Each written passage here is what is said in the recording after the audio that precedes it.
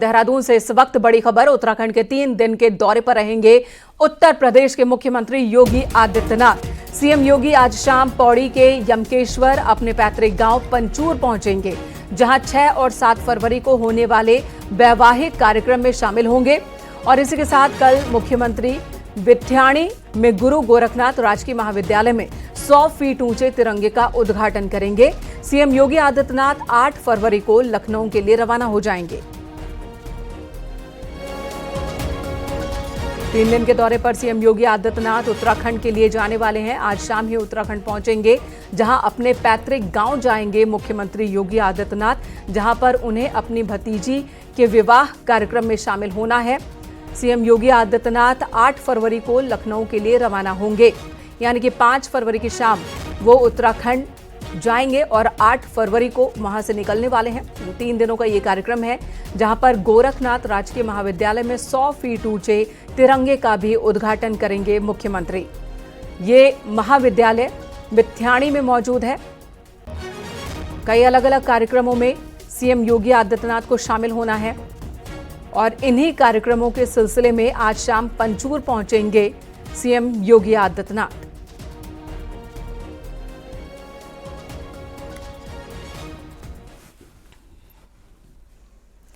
इधर चारधाम यात्रा की तैयारियों को लेकर एक बड़ी मीटिंग चल रही है ऋषिकेश में।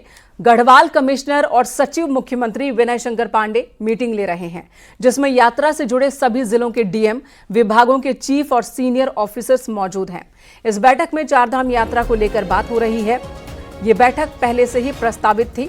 चारधाम यात्रा के मद्देनजर मीटिंग बुलाई गई है, जिसमें चर्चा इस बात को लेकर हो रही है कि और किन किन सुविधाओं को विस्तार दिया जाना है। चारधाम यात्रा के दौरान हर साल पहुंचने वाले श्रद्धालुओं की संख्या में इजाफा देखने को मिल रहा है।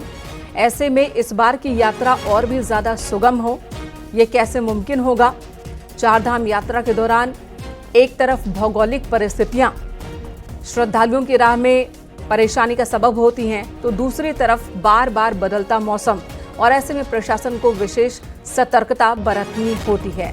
आशीष डोभाल हमारे सहयोगी ऋषिकेश से इस वक्त हमारे साथ जुड़ चुके हैं। आशीष, आज की मीटिंग अभी चल रही है, बताइए इस मीटिंग में यात्रा के मद्देनजर किन किन पहलुओं पर चर्चा हो रही है? हाँ जी, मैं आपको बताना चाहूंगा कि चारधाम यात्रा प्रबंधन एवं नियंत्रण संगठन द्वारा ये 2025 की चारधाम यात्रा बैठक जो है वो ऋषिकेश के ट्रांजिट कैंप पे रखी गई है।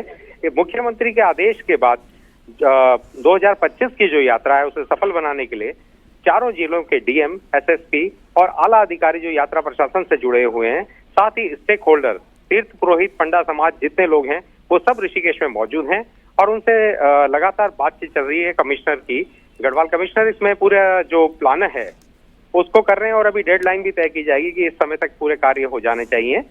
और ये यात्रा का जो अभी समय है, 4 मई को बद्रीनाथ धाम के कपाट की घोषणा हो चुकी है। इसके बाद अभी शिवरात्रि के समय में केदारनाथ की यात्रा की तैयारियां और उसके कपाट की घोषणा होनी है। तो आप समझ सकते हैं पूरा ट्रैक पे मुख्यमंत्री के आदेश के बाद प्रशासन आ गया है और तैयारियों को अंतिम रूप देने में जुटा है। मीटिंग लगातार अभी जारी है और अभी शायद 2 घंटे तक मीटिंग चलती रहेगी। जी मेनका जी, धन्यवाद आपका इस वक्त पूरी जानकारी देने के लिए। मई में चारधाम यात्रा की शुरुआत होगी, लेकिन उससे पहले ही तैयारियों को पुख्ता तौर पर किस तरह से अमली जामा पहनाया जाए, किस तरह से धरातल पर उतारा जाए रणनीति को, इसे लेकर बैठक चल रही है। विकासनगर के अवैध प्लॉटिंग पर बुलडोजर एक्शन हुआ। धर्मावाला क्षेत्र में 20 बीघा अवैध प्लॉटिंग को जेसीबी से ध्वस्त कर दिया गया। मसूरी देहरादून विकास प्राधिकरण ने कार्रवाई की है। वहीं सहसपुर के छरबा क्षेत्र में भी मसूरी देहरादून विकास प्राधिकरण ने 50 बीघा जमीन पर की गई अवैध प्लॉटिंग को ध्वस्त किया। एमडीडीए ने कहा कि अवैध प्लॉटिंग और अवैध निर्माण पर कार्रवाई आगे भी जारी रहेगी।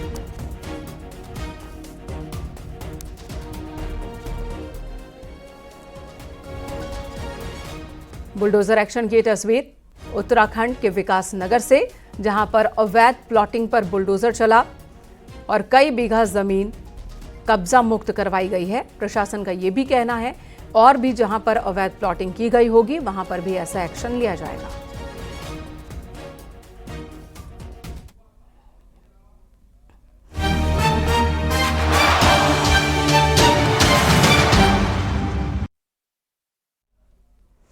पहाड़ पर खेल महाकुंभ हो रहा है, जिसमें शिरकत करने के लिए पूरे देश से खिलाड़ी पहुंचे हैं और हल्द्वानी में आज फुटबॉल का सेमीफाइनल मुकाबला होगा। केरल और असम के बीच पहला सेमीफाइनल मैच होगा, जबकि दूसरा सेमीफाइनल मुकाबला उत्तराखंड और दिल्ली के बीच होना है, जिसे देखने के लिए खुद सीएम पुष्कर सिंह धामी भी पहुंचेंगे हल्द्वानी। फुटबॉल का semifinal match Golapar international stadium में होना है।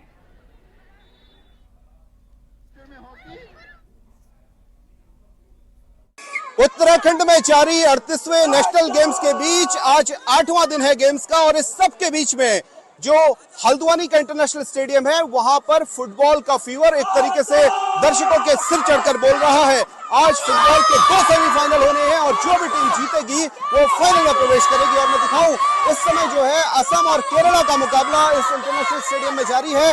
हालांकि अभी पहला हाफ हुआ है और पहले हाफ में असम और केरल कोई भी गोल नहीं कर सके हैं, लेकिन इसके बावजूद स्कूल के दर्शक, बड़ी संख्या में जो बच्चे हैं वो पहुंचे हुए हैं और यहाँ पर चीयर्स कर रहे हैं अपनी अपनी टीमों को। बच्चों से बात करते, बेटा खड़े हो आप, क्या नाम है आपका, कहाँ से आए हैं आप?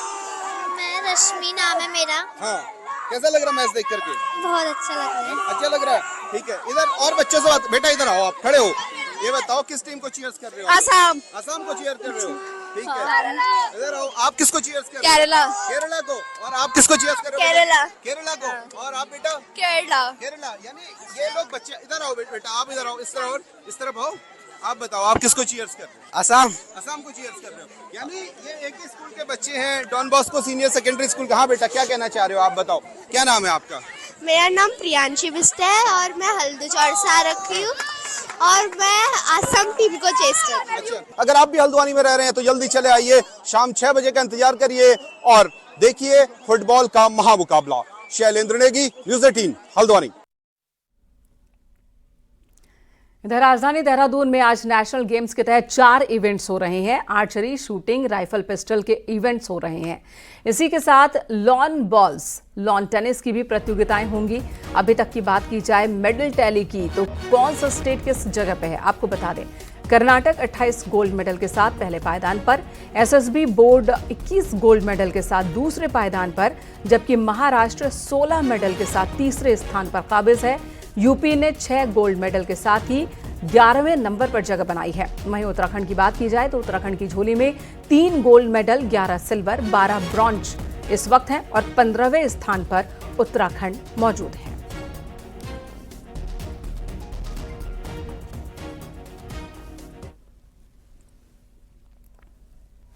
नेशनल गेम्स के तहत पिथौरागढ़ में आज बॉक्सिंग के क्वार्टर फाइनल मुकाबले हैं। क्वार्टर फाइनल मुकाबलों के दूसरे दिन पुरुष वर्ग में 14 और महिला वर्ग में 12 मुकाबले हैं। पुरुष वर्ग में उत्तराखंड के 3 और महिला में 1 मुक्केबाज पर सबकी निगाहें टिकी हैं। बीते रोज हुए मुकाबलों में उत्तराखंड के बॉक्सिंग में 2 मेडल पक्के हो चुके हैं।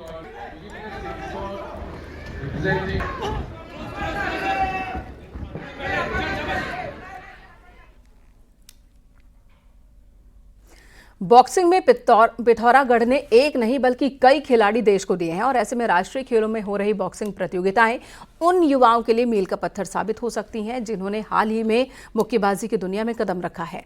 राष्ट्रीय स्तर के खिलाड़ियों के हुनर को बेहद करीब से वो देख पा रहे हैं और नई पीढ़ी के लिए एक बहुत ही सुनहरा ये मौका है को मिल रहा है। जैसे यहाँ पे अभी नेशनल गेम हो रहे हैं, ये मतलब आज से पहले हमने ऐसे कभी माहौल देखा भी नहीं था कभी नेशनल में, जो यहाँ पे हो रहा है। इसमें हमें बहुत सारे इंटरनेशनल प्लेयर, नेशनल प्लेयर, बहुत सारे अच्छे अच्छे टेक्निकल प्लेयर भी दिख रहे हैं। ऐसे मतलब अगर जैसे ऐसे नेशनल बहुत होंगे तो हमें इससे बहुत फायदा हो रहा है।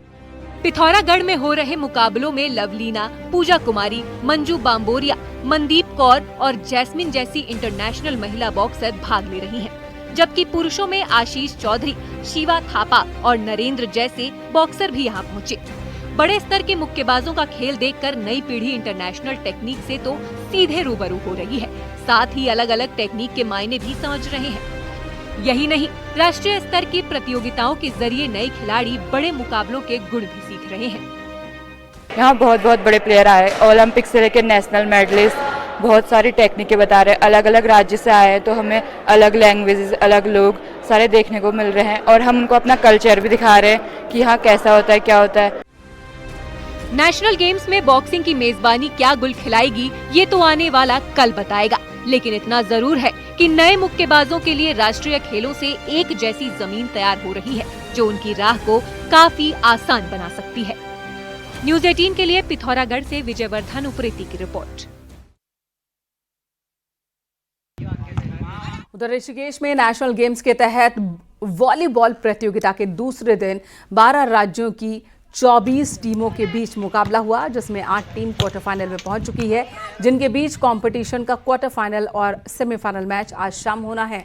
इनमें तमिलनाडु, आंध्र प्रदेश, तेलंगाना, गोवा के साथ ही केरल की टीम शामिल है।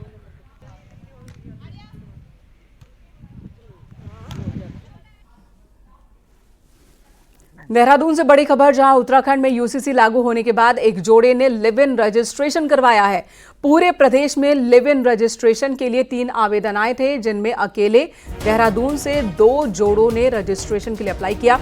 आपको बता दें, यूसीसी में लिव इन रिलेशनशिप में रहने वाले जोड़े को रजिस्ट्रेशन करवाना होगा। 16 पेज का फॉर्म भरने से लेकर तमाम जानकारी देनी होगी। हालांकि इसे लेकर विरोध भी शुरू हो चुका है, सियासत भी हो रही है, लेकिन इस बीच 3 आवेदन आए हैं। अकेले देहरादून में 2 आवेदन आए हैं रजिस्ट्रेशन के लिए।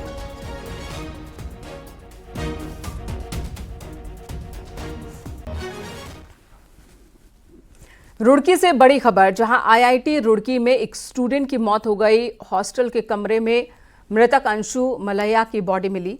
अंशु बीटेक सेकेंड ईयर की छात्रा थी, जो एमपी के इटारसी की रहने वाली थी। पुलिस ने आत्महत्या का शक जताया है। परिजनों को भी मामले की जानकारी दी गई।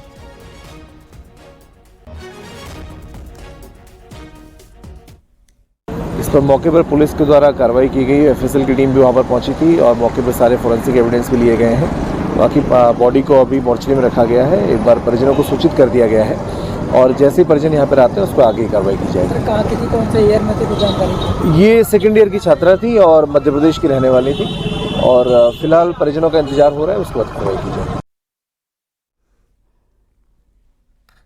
खबर विकासनगर से, जहां सहसपुर के तिमली रेंज के जंगल में गोकशी मामले के एक आरोपी का पुलिस के साथ एनकाउंटर हुआ। गोली लगने से वो शख्स जख्मी हुआ है, जबकि उसका एक साथी भाग निकला। उसे पकड़ने की कोशिश भी चल रही है। घायल बदमाश का अस्पताल में इलाज करवाया जा रहा है। आपको बता दें, कल सहसपुर इलाके में 2 गायों की गोकशी का मामला सामने आया था, जिसके बाद हिंदू संगठनों ने विरोध प्रदर्शन किया। पुलिस ने भी पूरे इलाके में कॉम्बिंग ऑपरेशन की शुरुआत की और इसी बीच एनकाउंटर हुआ।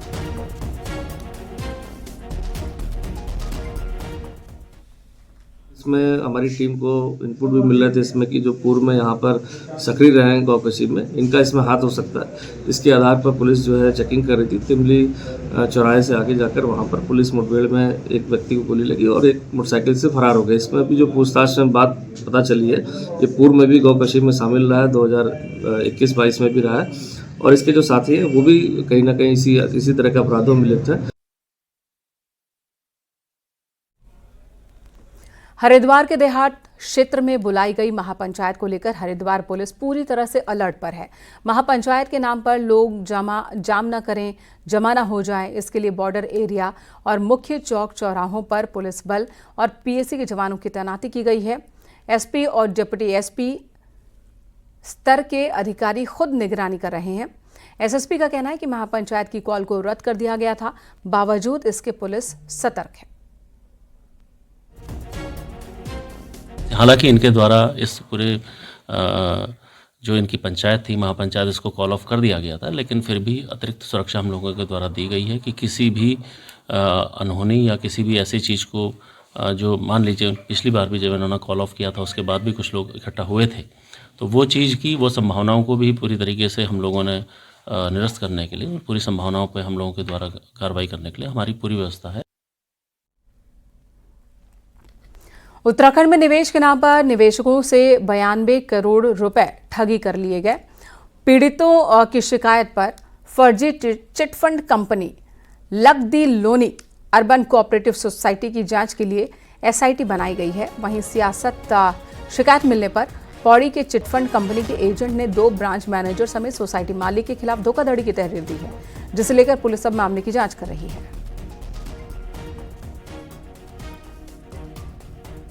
कंपनी के जो एजेंट्स हैं, कंपनी के जो प्रमोटर्स हैं उनके खिलाफ, और साथ ही साथ जो ब्रांच मैनेजर हैं उसमें 2 ब्रांच मैनेजर का नाम इन्होंने तहरीर में खोला है, तो उनके खिलाफ और अन्य ब्रांच मैनेजरों के खिलाफ भी जांच के लिए अपनी तहरीर में प्रार्थना पत्र दिया था, जिसके क्रम में 420 और 120 बी के तहत IPC के तहत जो है मुकदमा पंजीकृत हुआ।